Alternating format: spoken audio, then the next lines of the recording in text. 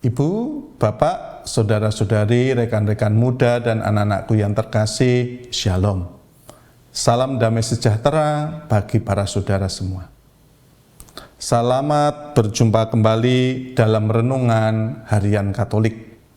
Hari ini, Senin, tanggal 26 Januari tahun 2026.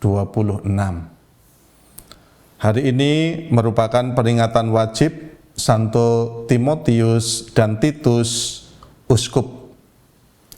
Tema renungan harian kita ialah rasul-rasul yang gagah berani. Timotius dan Titus adalah rasul-rasul yang disebut oleh Paulus sebagai anak. Orang-orang ini sering menyertai Paulus dalam perjalanannya. Dalam surat kedua Rasul Paulus kepada Timotius, kita dapat menemukan pujian Paulus akan iman Timotius. Begitupun juga dengan dalam surat Rasul Paulus kepada Titus, Paulus menulis kepada Titus, anakku yang sejati dalam iman bersama. Nah, para saudara, kita dapat melihat bahwa Timotius dan Titus adalah rekan kerja Paulus dalam mengemban tugas-tugas perutusan. Namun, proses mereka cukup rumit dan pelik, bahkan harus dibayar dengan nyawa. Mereka berdua merupakan teladan iman bagi kita yang mengaku murid-murid Kristus. Nah, para saudara, mengemban tugas sebagai rasul-rasul Kristus, Timotius dan Titus banyak menghadapi masalah, rintangan, kesulitan, penolakan, kecaman, tantangan yang tak henti-hentinya. Bahkan Timotius mati dipukuli, diseret dan dilempari batu oleh massa yang mengamuk akibat dia berkhotbah untuk menghalang-halangi penyembahan berhala. Paulus menulis surat kepada Titus dan Timotius secara pribadi. Maka surat-surat itu tergolong sebagai surat-surat pastoral. Surat-surat itu bersifat pribadi dan ditujukan langsung kepada Titus dan Timotius yang saat itu sedang bekerja di antara kelompok-kelompok yang percaya.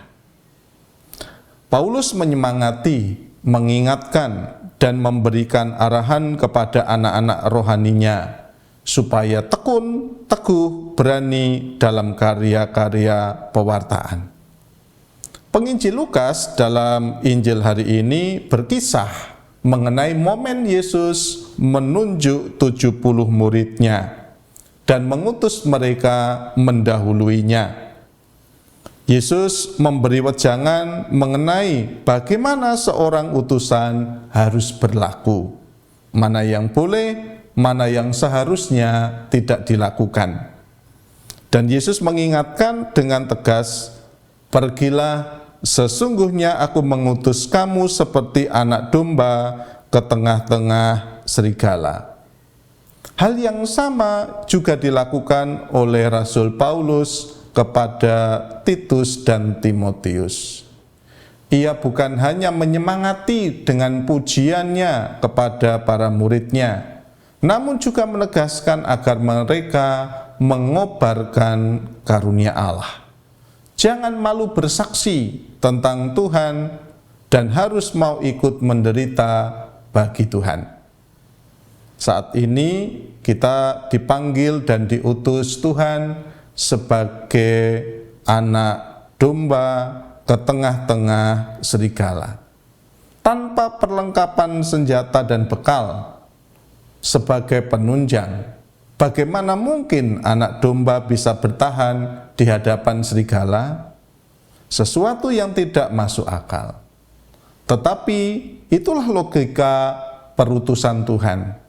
Bukan karena kita kuat dan hebat, maka kita diutusnya untuk menjadi saksi Kristus di tengah dunia yang cenderung antikristus dan mengabaikan nilai-nilai kerajaan Allah. Tetapi semua itu mau menyatakan kebesaran Allah di balik kesediaan dan ketulusan hati kita untuk menjadi saksinya. Seorang yang siap diutus sama seperti seorang bayi yang lahir ke tengah dunia. Ia hanya mengandalkan Tuhan dan penyertaan serta perlindungan kasih sesamanya. Berani menghadapi kesulitan, penderitaan, dan air mata dalam pewartaan bukan sekedar membuktikan iman, namun terutama merupakan bukti cinta kita kepada Tuhan. Mari kita belajar seperti Timotius dan Titus yang setia sampai akhir hidup kita, sampai akhir hidup mereka, supaya kita pun dapat menjadi pengikut-pengikut Kristus yang baik dan sejati.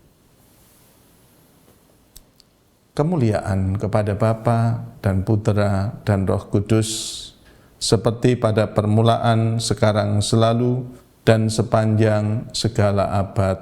Amin.